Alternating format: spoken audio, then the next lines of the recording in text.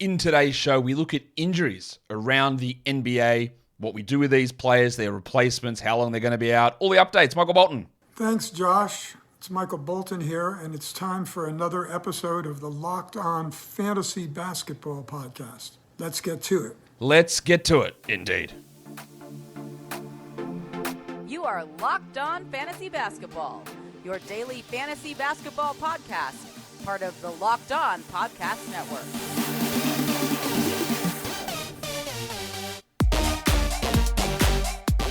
Hello and welcome to the Locked On Fantasy Basketball Podcast, brought to you by Basketball Monster. My name is Josh Lloyd and I am the lead fantasy analyst at basketballmonster.com. You can find me, as always, on Twitter at redrock_bball, on TikTok at redrock_bball, and on Instagram at Locked On Fantasy Basketball. Thank you for making Locked On Fantasy Basketball your first listen every day. We are free and available on all platforms. So we're here to look at injuries. It is a different schedule day in the NBA, MLK Day, so a lot of the games have already started. I'm recording this at 4 p.m. Eastern on Monday. So as we know, things are always evolving. So you'll hear me talk about something and then in an hour's time, we'll get an update on it. You can't always be up to date on every injury in every show. That's what happens with recorded shows. I'm not going to live stream 24 hours a day so that we can keep the information going. But that's where we are. That's the time that we're doing it. And the information that I'm providing is current, is what I know at this point in the day. And it's getting all that out of the way, Warnie. Let's get it on, Gilly. All right, the Atlanta Hawks. There's no injuries. Oh, that's great news. And there's actually a few of those teams that just don't have any injuries at the moment. We know that Clint Capella returned to action today after he had been out for weeks with that calf injury. Trae Young had been dealing with some shoulder stuff. Bogdanovic missed last game with a quad injury, but they're all good and they're all ready to go. I would still hold a Okongwu for now. Sometimes I say things and it's not clear. Because I said the other day, hey, look, Capella might be back here. Make sure you hold Okongwu. So I say, I hear this every time. And Okongwu always fades away into nothing. Yes, that's true. And we don't have any faith in Okongwu being a long-term, season-long player. But what I was trying to say is, while Capella returns in the first few games, when Capella plays 20 minutes or 21 minutes and Okongwu plays 26 and 27, then we just hold Okongwu until it goes back, until Clint plays 28. And when Clint plays 28 and Okongwu plays 19 or 20, then we drop him. But we don't auto-drop him because Capella returned. And as we see today, Capella didn't even start for the Hawks. Okongwu started in that game. And it will be a slower ramp-up. It might be next week that we drop Okongwu, but we don't auto-drop him in this scenario. I hope that clears that up. Because again, sometimes I'm not 100% clear with what I'm saying. I'm not saying that it's a rest of season hold for someone like Okongwu, but it is a short-term one. The Boston Celtics, well, they're pretty clean as well. It's just Jaylen Brown who's dealing with this adductor injury. JB, you've done it again. So we're expecting him not to play this week. Derek White was dealing with that neck issue, but he was fine. He played in Monday's game. You see the boost in value to guys like Grant Williams at times, but more likely Malcolm Brogdon and Derek White with Jaylen Brown out. Just make sure those guys are rostered. Grant is more of a streamer type of a player, and we are getting some more Peyton Pritchard minutes. So for deeper leagues, that's where we look there. So Jaylen probably back. They go on a road trip, a 3-game road trip starting Saturday. Maybe he returns in the Florida portion of that, where they play Orlando, Miami, Monday, Tuesday. I wouldn't expect that he plays both of those games in a back-to-back on his return. So maybe the Tuesday against the Heat is a reasonable expectation for Jaylen Brown's return to action. It is a little bit more serious on the injury front in Brooklyn. We know that Kevin Durant is dealing with that MCL injury, so he's not back until February, maybe after the All-Star break. And the worry we had with his absence has sort of come true in terms of who is the replacement. Well, nobody. Everybody and nobody all at once. Seth Curry, Joe Harris, TJ Warren. The guy is Royce O'Neal. That's the guy we grab. But those other players, they're just going to go back and forward and not be really consistent, and you can take flyers on them, but none of them are absolute must rosters. I still probably prefer Warren, but he did have a stinker last game. I don't love Harris. I don't love Curry. They're fine, but they haven't really, none of them are likely to establish themselves as must roster players. Ben Simmons missed last game with back soreness, but he's actually been taken off the injury report. So he'll be ready to go for Tuesday, so that's good news. In Charlotte, Gordon Hayward. Is he going to be doubtful next game, Charlotte? Are you going to do this again for the third time this season. He is, well, not third time for Hayward, because he has now been doubtful 7 consecutive games. They play now again on Wednesday.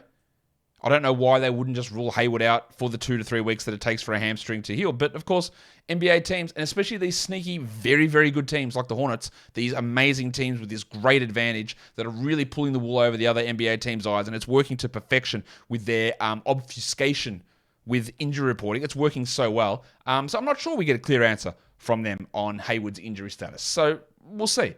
But we are getting to that stage where I can't just automatically rule him out because it has been 2+ weeks for this hamstring injury. Would I rush to grab him? No, I don't think I would. He wasn't playing very well before he was hurt. I don't know when he's coming back. I would consider it, but I wouldn't rush to do it. Oubre is probably another 3 weeks away, maybe start of February with his hand surgery. I don't believe that he is a must-roster player. A lot of what he was able to do early season damage was because Hayward was out, because LaMelo Ball was out, because Terry Rozier was out, and they were, for some godforsaken reason, feeding and running the offense through him. Yet, he's a man who never passes in his life. And is that going to be what happens? Like, on this team, with Cody Martin back now, can Oubre actually play 30 minutes? I doubt it. So I wouldn't look to hold him necessarily. And then Cody Martin missed today's game with that knee soreness after that surgery. I think he'll be fine for Wednesday's game, but we're not really rostering him in fantasy leagues anyway. Chicago Bulls don't play until Thursday. They're heading over to Paris to take on the Detroit Pistons. Javonte Green still dealing with that knee, or had that knee surgery where he's not going to be back until February, which continues to give a boost to Patrick Williams' minutes. It doesn't turn Patrick Williams into a good player because he isn't, and we don't need to be holding on to Patrick Williams, obviously. While DeMar DeRozan is likely to return, he's listed probable. He missed 3 consecutive games with that quad issue, but he should return on Thursday, so some good news there, but that just means that the value of someone like an Alex Caruso, Kobe White, those players, their value drops off and you absolutely do not need to hold them. Same with Ayo Dosunmu through this week, waiting for them to return. While Lonzo Ball, there's always these weird reports, Lonzo's dunking, he's doing running. I don't care. I'm just not bothering with him. He's not going to do anything that's impactful for fantasy this season. You do not need him clogging up an injured slot at all. Just don't bother. Don't react to any of these things when you see them. He's still miles away. Like, don't do it. This is not happening. The Cleveland Cavaliers, some pretty solid news there for them. This is the injury report. Dean Wade did have a setback in his shoulder rehab, so maybe another 2 weeks for him. Dylan Windler, I think we could just write him off. I don't think he's playing at any point soon. But they're not key. Wade's a key rotation piece, but Windler isn't. And with Wade out, we're just seeing Okoro, Osman, Stevens, LeVert take those minutes, and really none of that impacts fantasy at all. Mitchell was ill last game, still played 37 minutes. He sucked, but he still played 37 minutes, so there's no real concerns there with this team, which, again, is a huge positive. Today's episode is brought to you by Rocket Money. If one of your New Year's goals are to manage your budget better and to save money, you need Rocket Money. Rocket Money, formerly known as Truebill, is a personal finance app that finds and cancels your unwanted subscriptions, monitors your spending, and helps you lower your bills all in one place. Over 80% of people have subscriptions that they forget about, like streaming service that you bought and you just did it to watch one show, or that free trial that you never even use. I know we've got subscriptions to things like, oh man, when did we get that? Oh yeah, that's because my partner was deciding, hey, I need to subscribe to AMC because I want to watch Interview with a Vampire. I think it was Interview there. Yeah, anyway, something that I didn't want to watch, but there it was. And we got that subscription now. So then maybe I need to look into this, because this can find out all these unwanted subscriptions that we have that we don't need. It can quickly identify the subscriptions that you have, and it helps you stop paying for the ones that you don't want. So stop throwing your money away. Cancel unwanted subscriptions and manage your expenses the easy way by going to rocketmoney.com/lockedonnba. That's rocketmoney.com/lockedonnba. rocketmoney.com/lockedonnba.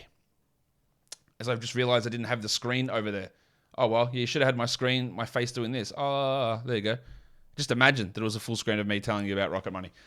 Let's go to the Dallas Mavericks. Few injuries here. The hope is that outside of Maxi Kleber, these guys are all back. Josh Green looked like he could have been back on Sunday, but he didn't. But they're targeting him returning Wednesday from that Green injury, that elbow injury. His return makes it likely that Ntilikina's out of the rotation. What they do with Jaden Hardy, I don't know, because Hardy has shown proclivity for scoring, but only really seems to happen in games that Doncic is out. Doncic rested Sunday. He will be fine, I'm sure. Well, we should be getting really close to the return of Dorian Finney-Smith as well, with his adductor issue. Obviously, we're not adding Finney-Smith in 10 or 12 team leagues, maybe 14. That's probably where he sits. but he should be returning. And then Tim Hardaway missed Sunday's game with an ankle injury. There's a chance that he's ready to play. Now, he was playing like 37 minutes a night with both Green and Finney-Smith out, and I don't expect that he continues to play that level of minutes, maybe more the 29 or 30 minutes. So expect a drop-off from Hardaway where he goes from, probably roster, probably stream, to a guy where you go, maybe. Like 37 minutes a night of Tim Hardaway, the volume can overcome some of the nonsense. 28 minutes, 30 minutes when Finney-Smith and Green and that are playing, and maybe an elevation of Hardy, doubtful, that impacts Hardaway. And he was playing 30 minutes a night, 29 minutes a night when these guys were healthy. So that's something to just be aware of if we do have Finney-Smith and Green returning for their game on Wednesday, which is what I do expect, that you'll get a reduction in Hardaway if he actually is able to return as well. Denver's got a lengthy looking injury list, but it's no one massively important on there. Well, that's not true. There's one player there. Interestingly, they did list the headmaster Jamal Murray as probable with an ankle sprain. He's been playing through that. That's fine. The 5-minute man, Bones Highland, he sprained his ankle last game after 9 minutes and never returned. He's not a 12-team league must-roster player. He's fine in 14-team leagues. We'll watch the status there. And then it's just a bunch of other guys, like Jeff Green with a finger still probably a few weeks away. Vlatko Cancar, who'd been playing actually really well, and a deeper league option. Missed last game with a leg problem. He's been sort of like a Jeff Green fill-in. And with Green out and Cancar out, we saw DeAndre Jordan back in the rotation along with Zeke Nagy. And then there's Peyton Watson and Colin Gillespie, who just, will they ever play a game this season or play any meaningful minutes? Almost definitely not. The Detroit Pistons. The big one here is Jalen Duren. Now, they don't play until Thursday. Duren has missed, 5 games or so? Yeah, 5 games with this ankle problem that sort of came out of nowhere. We hope that he's ready to go on Thursday. The reason why his absence is so important for the values of these players, because if he starts at center, Isaiah Stewart starts at power forward, and Sadiq Bey moves to the bench. And Sadiq Bey has been thriving with Duren, Stewart, Bogdanovic all out over the last week. He's been putting up bigger numbers, more shots. He's played 34, 38, 31, 36 minutes to the press penis in the last 4 games. A lot of shots, but if he moves to the bench and plays 26 minutes and doesn't get those shots, then the value's not there for him. He needs a lot of minutes and a lot of volume to even approach 12-team league value. And if Duren returns, even though they don't play the same position, he is the guy that sort of is the key to all of this. And they don't play till Thursday, so I am expecting Duren to play. Bogdanovic missed the last game with illness, so he should be fine to go. That's another one that really impacts. Last game we saw big games from Bey, big games from Ivy. They stepped it up, taking Bogdanovic's usage. And were able to be sort of efficient. But if Bogdanovic plays, then those guys don't have that opportunity. But he should be back. While Marvin Bagley was still 3 weeks away from him and his hand injury, sure, maybe 4 weeks. Surely nobody in 10 or 12 or 14 team leagues is bothering to hold on to Marvin Bagley. If you are, good luck. It's been great having you on the show. You're not going to like things that I say about Marvin Bagley when he returns. Golden State Warriors. There's a few injuries here, but they're not anything long-term. Clay is resting Monday's game. Kuminga is still out with a foot sprain. JaMychal Green's out with a leg infection. And James Wiseman is dealing with that ankle issue still. But they all could be back within the week. Not that they impact a huge amount. Their next game is on Thursday, Friday, back-to-back they have. But if Kuminga, Green, and Wiseman all come back, then the value of someone like Anthony Lamb, who's been consistently getting over 20 minutes a night, even the minutes of, say, a Dante DiVincenzo, who played 25, 26 the last 2 games, it probably drops these guys down somewhat. The other one is Andre Iguodala, who sat out for 4 years, came back, played 3 games, and now has missed 2 consecutive games with hip soreness. Cool. I don't think, obviously no one is rostering him in fantasy leagues. He would have been an interesting assist stream guy today, but he's not playing. So there you go. The Rockets, relatively healthy as well. Again, for all of the complaining that people will do in fantasy, again, it's the worst ever. It's so bad. There's a lot of teams with no injuries. There's a lot of teams with very marginal injuries. This is nothing compared to what it was, say, last season, I'd say, or maybe even the year before. This is actually nothing in comparison. I know it hurts to have a lot of top guys out, and we're going to talk about a few of those. That does hurt, but the overall injury landscape in the NBA is not as bad as I think people expect, or people think it is. Kevin Porter Jr., cousin Kev, has missed the last 2 with a foot contusion. He's currently, we don't know, well, actually I'm trying to see, the status hasn't been updated for Monday's game against the Lakers, so I don't know if he's playing there. We just keep rolling with KJ Martin. They did start absolutely inexplicably, last game, Daisha Nix in his place. Daisha Nix had one of the worst games you'll ever see. That's because he was the third-string point guard on the worst team in the NBA. But when you can give him 36 minutes a night, you've always got to take that opportunity. We know that. That's written in the Constitution. So with KPJ out, you look at KJM. That's Kenyon Martin Jr., who's a nice scoring option, who's playing 30-plus minutes a night. With him out, he's a nice field goal percentage player. He's not particularly reliable, but he is an option with cousin Kev, likely on the sideline for at least another game or so. Indiana Pacers, this game is currently ongoing as I am recording this. The Pacers, Tyrese Halliburton is still out. They said 2 weeks initially. I'm thinking it's at least still another 2 weeks from here for him to return.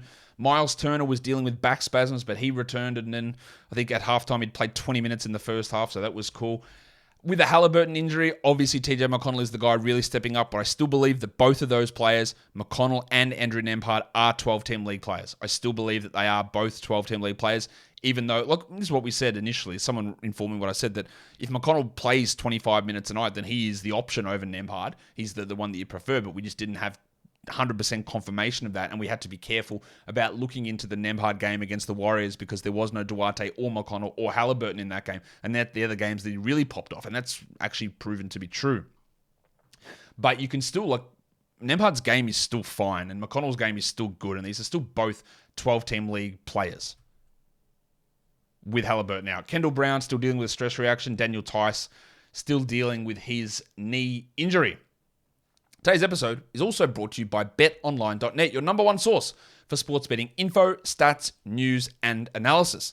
Get the latest odds and trends for all professional and amateur leagues out there. The NFL, playoffs, college basketball, the NBA, it's all there at BetOnline.net. We've got odds for next week's playoff games already. The Eagles are 7.5-point favorites over the Giants. The Chiefs are 9-point favorites over the Jaguars. And the Bills are 5-point favorites over the Cincinnati Bengals. That is all up already at betonline.net, as well as the Cowboys being 2.5-point favorites against the Buccaneers in today's game. So they're the fastest and easiest way to get your betting info. Head to that website today. Use your mobile device to learn more. BetOnline is where the game starts. And don't forget to gamble responsibly. Let's go to the Clippers. Few injuries on this list, but again, we don't think anything here is majorly long-term, apart from perhaps one of them that doesn't impact us that much. Marcus Morris missed the game on Sunday with a knee contusion. He's listed questionable for Tuesday. Paul George with the hamstring is doubtful for Tuesday. I didn't think he was ever going to play that. That was a back-to-back Tuesday, Wednesday. But this is what happened. I cannot for the life of me understand. Oh, and actually, you know what? I do know what happened. No, actually, let's go take 3. I don't know what happened, but I can presume what happened with Paul George. Paul George played that game against, who was it? Against the Nuggets. Hurt his hamstring. No, it wasn't against the Nuggets. It was against the Heat on the 2nd of January. Hurt his hamstring, left the game, came back in with it strapped up and tried to finish the game off. And had it all strapped up and we go, oh, no, hamstring again, that's not good. And then Thursday, even though he just hurt his hamstring, he played in that game against the Nuggets. And you know why I think he played? Is because so many people, so many absolute dickheads in the media constantly attack Paul George and Kawhi Leonard for being injured. They do it all the time. Because they insinuate, sometimes blatantly, sometimes boldly, that they're faking. You're not actually really hurt. You're a disgrace. You're a disgrace to the NBA. You shouldn't be out here. You guys are soft. None of you guys should be doing this. You're stealing money off organizations and off fans. This is what these media people say. All right, and I am certain that led to Paul George playing that game against the Nuggets, that game when they got blown out at halftime. He played 14 minutes, and he hasn't played since. All right, these players hear this stuff. They hear it all the time, how soft they are and how disgusting it is that they sit games out. Like, Paul George was legitimately hurt. That's why he's been out for 2+ weeks with a hamstring strain, because that's what happens when you strain your hamstring. Now, is it frustrating that he keeps getting injured? Yes, it is. But it shouldn't be an attack on someone's character that they get hurt. And I think that those consistent attacks, and maybe I'm completely wrong on this. I very well could be, but if I put 2 and 2 together, the consistent attacks on someone's character and making them out to be evil swindlers who are disrespecting the game, the sport, the world, the culture, whatever, because they just refuse to play made Paul George push through against probably medical advice, and the team should have done a better job with this. And now he's hurt again for a longer period of time. And it's annoying. Like, these guys are hurt. That's what happens when you get injuries. And you see what? Kawhi Leonard's healthy, and he's playing 38 minutes a night. What a shock that is. Anyway, Paul George is out with a hamstring injury. Luke Kennard's still dealing with a calf injury. Missed the exact same amount of time as Paul George here. No one says anything about him being soft because he restrained a calf injury that he had previously. Because NBA players, despite the common misconception, they get pushed back too early. Unless you're Jonathan Isaac. They get pushed back too early from injury recoveries, especially soft tissue injuries. All the time, they get pushed back too early in their recovery. It happens all the time. How many re-injuries have we seen this season? Devin Booker, Bradley Beal, Paul George, Luke Kennard. There's been so many of them. And there's others I can't think. There's so many soft tissue re-injuries because they get pushed back too early. Anyway, with George and Kennard out, it is boosting the value of Norman Powell, who remains a 12-team guy. Terrence Mann is worth the look. He's playing huge minutes, 35, 41, 33, 41. He's only had one really big game there, but that value plus the Tuesday, Wednesday back-to-back is really valuable for someone like Terrence Mann. And with those guys out, there is a boost there. The other longer-term injury is Johnny Wall with an abdominal injury. He had just started to play like some decent minutes with Reggie Jackson out of the rotation. Not that we needed to pick him up, but he's out for the next few weeks. Jackson takes his place, and we obviously don't add Reggie Jackson. For the Lakers, they do play today on MLK Day, and it is a back-to-back for the Lakers. Not surprisingly, LeBron is listed questionable with an ankle sprain there. He sits quite a few back-to-backs with this ankle that he's sprained about 5 times this season. So let's pay attention to that one. Patrick Beverley had missed the last 2 games with an illness. He's off the injury report, so he'll return on Monday. Austin Reeves is probably a week away, so is Lonnie Walker, while Anthony Davis, I'd say probably 2 weeks. So we just keep rolling with Tom Bryant. I remain skeptical that Bryant is going to have any 12-team value when Davis returns. I would still hold Bryant. I would hold him until Davis returns. I would hold him until Davis returns and his ramp back up and we actually see the Bryant role. But I am very, very skeptical of him being able to maintain 12-team league value. And when Walker and Reeves return and now Beverly return, we can feel pretty confident about moving on from Dennis Schroeder. When those things happen, I still feel okay about moving on from Schroeder at the moment, to be honest. Let's look at Memphis. They play on Monday as well. Ja Morant is listed questionable with hip soreness.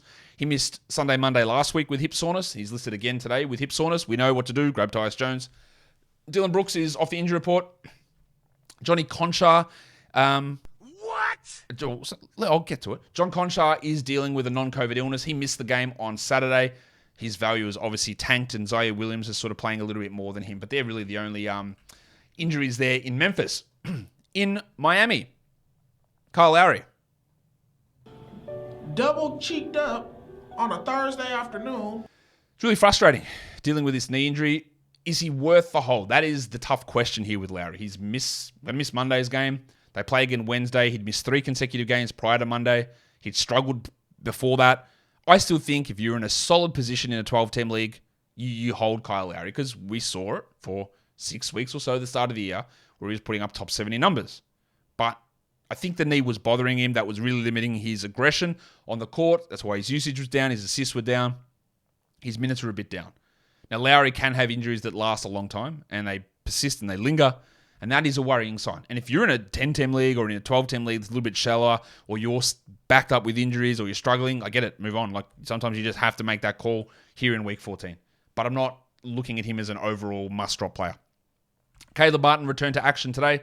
Duncan Robinson's still out for weeks. Nikola Jovic is out for weeks. Omer Yurtseven is out for weeks. So the Heat injury report, those 3 guys aren't rotation players anyway. The only real major one that we're dealing with now is Lowry because both Hero and Caleb Martin are back in action.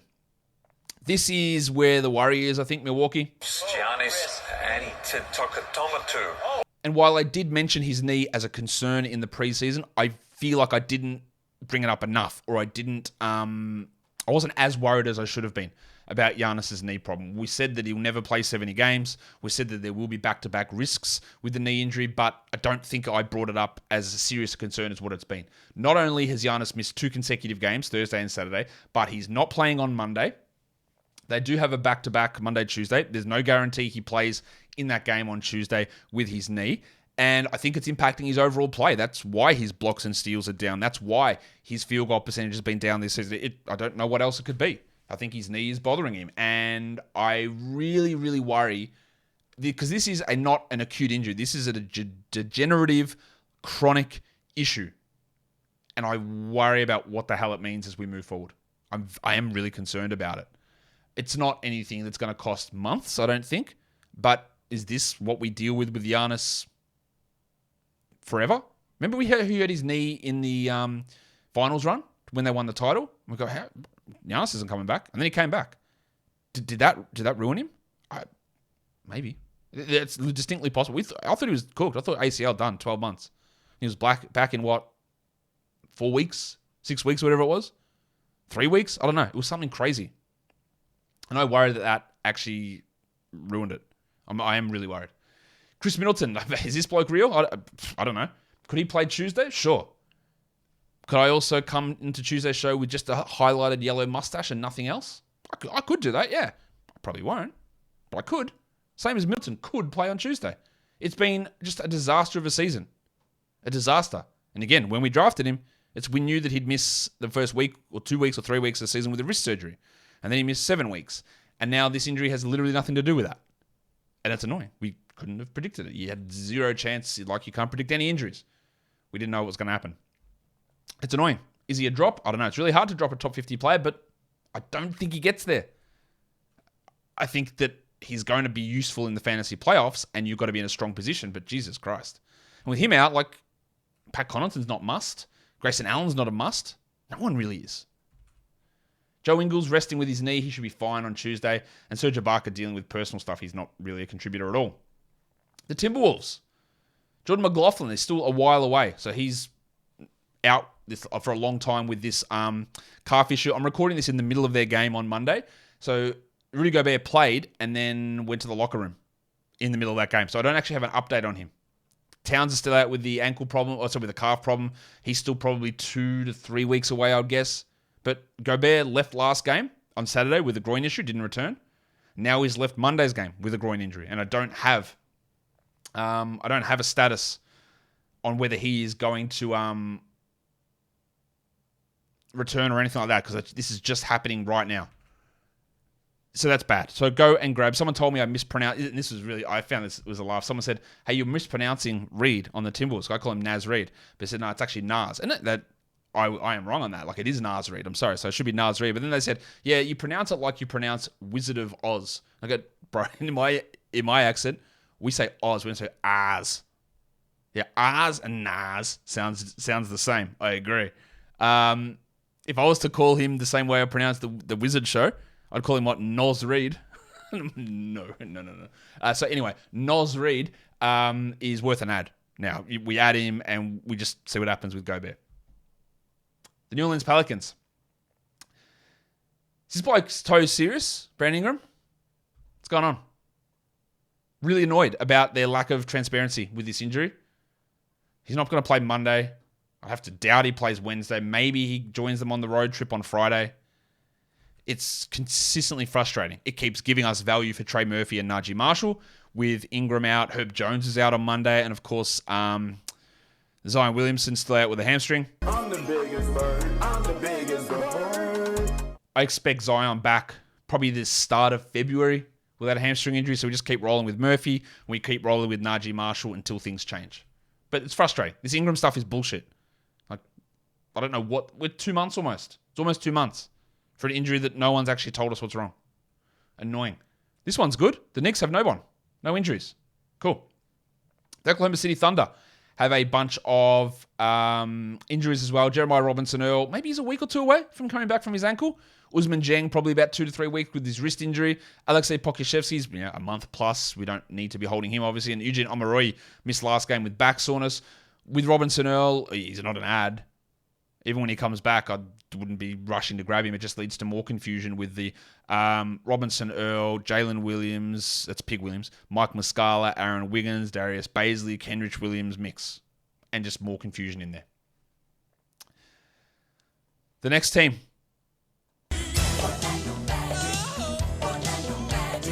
They, historically, over the last 2 years, have been one of the teams with the longest injury list. And now, there's only 2 guys on there.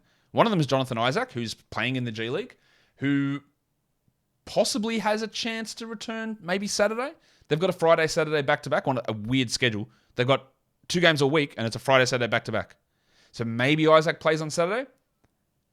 As I've said multiple times, I do not believe that Jonathan Isaac is going to impact fantasy leagues, 12-team fantasy leagues this season. Someone's like, man, John Isaac's going to make you eat your words. Okay. If he does, he does. I'm just knowing the bloke hasn't played in 900 days, and he's not going to be a starter on this team, and he's going to be handled really cautiously with low minutes, and I just don't think it's worth it. I just don't think it's worth it in a 12-team league. Now, his return will further hurt guys like Bol and Mo Wagner and Gary Harris and Jalen Suggs and Cole Anthony, all those players who are getting bench minutes. They'll hurt all of those. But and they're not rosterable players. But neither is Isaac. Chuma KK is still probably a week away as well from his knee issue.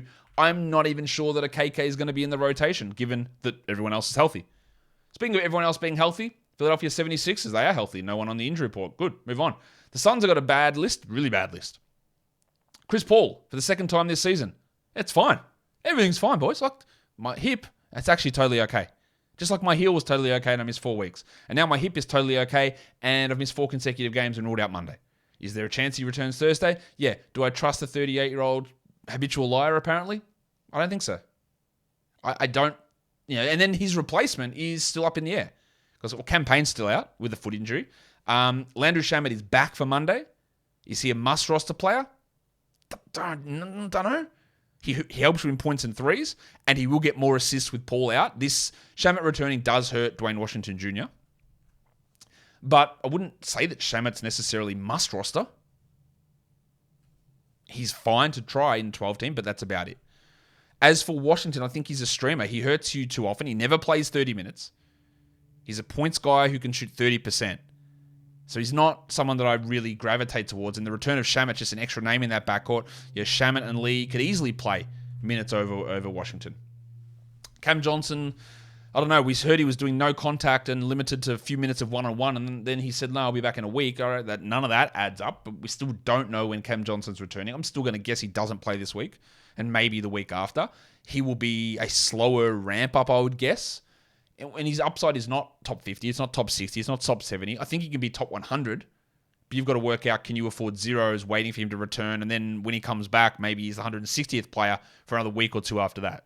That would be how you look. When he is ready to return, I would add him and deal with that, but you might be 2-3 weeks away still from him being an impactful player.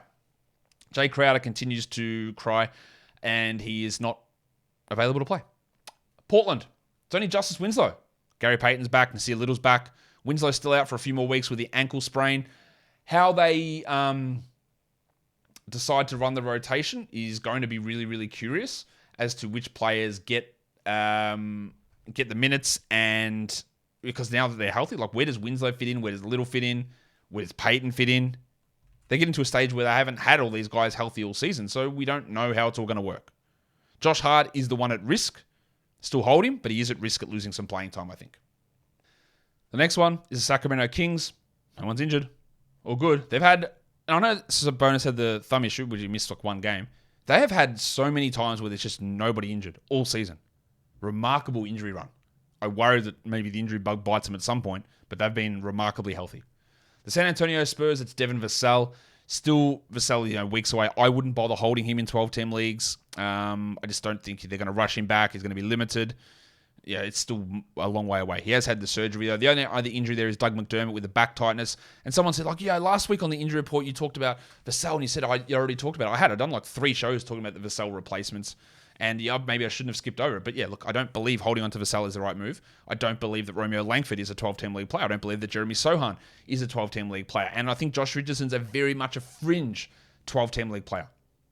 Very much fringe. And I wouldn't have him as a must-roster guy. You'll have games where Richardson pops off, and last game was really good. He played 30 minutes, but he played 21 the game before that.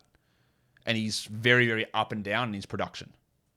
So the guy who really gets the boost is Trey Jones, but he was already rostered. So there's no we've got to add Langford. We've got to do the opposite. We've got to get Langford all the way out of there.